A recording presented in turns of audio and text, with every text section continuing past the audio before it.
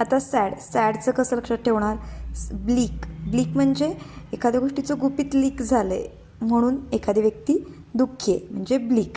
सुलन म्हणजे सोगय आहे, झोपला आहे. सोगय आहे म्हणजे दुःखी आहे म्हणून झोपला आहे. सोंबर म्हणजे सांबरवरून लक्षात ठेवायचं. सांबर नाही मिळालं म्हणून दुःखी आहे. प्लेंटिव्ह मिळाली आहे पण चहा नाही, बिस्किट नाही भेटले म्हणून तो दुःखी आहे, प्लेंटिव्ह. मेलनकोली म्हणजे मेले में अकेली कोई लड़की गई है इसलिए वो सॅड आहे म्हणजे मेलनकोली.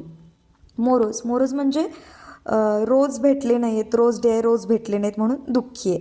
क्रेस्ट फॉलन म्हणजे फॉलन म्हणजे पडलेलं आहे, एखाद्याला क्रेस्टवरून खाली ढकलून दिले म्हणून तो दुःखी आहे. लॅक्रिमोजमध्ये क्राय म्हणजे रडतोय म्हणजे काय? दुःखी आहे. डिसमल, आता डिस हा निगेटिव्ह वर्ड आहे आणि निगेटिव्ह वर्ड आहे याचा अर्थ तो दुःखी आहे. डेस्टिट्यूशन म्हणजे एखाद्या व्यक्तीला सपोज असं समजायचं की इन्स्टिट्यूशनमध्ये ॲडमिशन नाही भेटलं म्हणून तो दुःखी आहे, मग डेस्टिट्यूशन. डाऊनकास्ट, आता डाऊन हा शब्द पण निगेटिव्ह अर्थाने, डाऊनवरून लक्षात ठेवायचं तो दुःखी आहे. ओबीगॉन म्हणजे हे असं लक्षात ठेवायचं, ओबीगॉन म्हणजे ओबी गई म्हणजे ती पण गेली म्हणून तो दुःखी आहे. आता ड्रुपी कसं लक्षात ठेवायचं? एखादी व्यक्ती ती दारू पिऊन पडलेली आहे. का पडलेली आहे? कारण ती दुःखी आहे म्हणून ती दारू पिलेली. आता डिजेक्टेड कसं लक्षात ठेवायचं?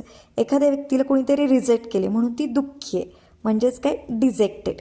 हे सगळे आहेत सॅडचे सिनोनिम्स. अशा पद्धतीने आपण लक्षात ठेवू शकतो. थँक्यू.